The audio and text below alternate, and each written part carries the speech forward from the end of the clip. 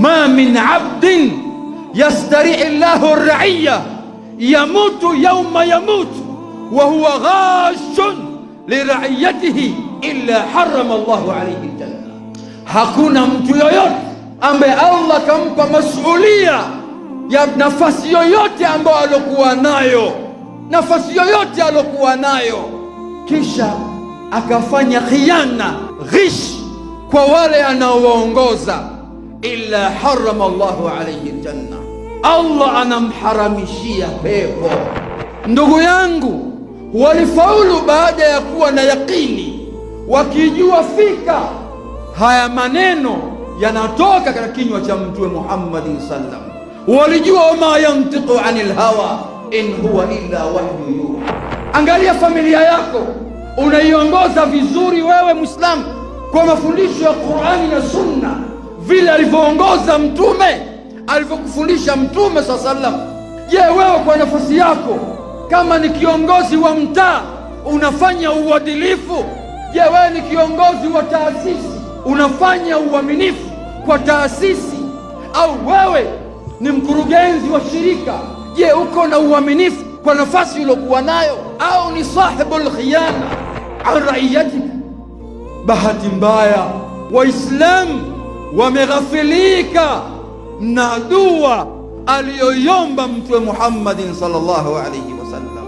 Allahumma man waliya min ummati amru shay'an fashaqqa alayhim fashqu alayhi. Ewe Mola wangu, kila yule ambaye aliyepewa nafasi fulani katika umma wangu, yeye kawa ni kiongozi masulia katika nafasi hile, kisha akawapa dhiki, tabu wale anaoongoza, fashqu alayhi, ewe Allah, mpe dhiki, mpe tabu mtu huyu. Wewe usio kajiona baba wa familia ukajiona raha. Dua hii ya Mtume inaweza ikakuhusu, kwa sababu wewe huwaimizi familia yako kukaa katika misingi iliyokuwa ya kheri.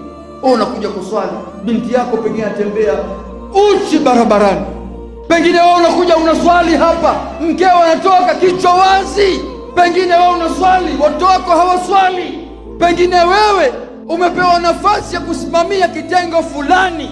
Na hii ndio hali iliyokuwa nayo hivi sasa. Muislamu anafungua biashara, kisha wanakuja kuajiliwa binti wa Kiislamu, anaambia msivaa hivi, utakimbiza biashara. Anataka wavae nusu uchi, ndio biashara. Anaona watavutika wanamume katika mambo ya haramu, anaona hivyo. Umepewa kitengo cha kusimamia, unawakandamiza wale unaowaongoza, unawanyapaa, unaona kwamba hawana maana.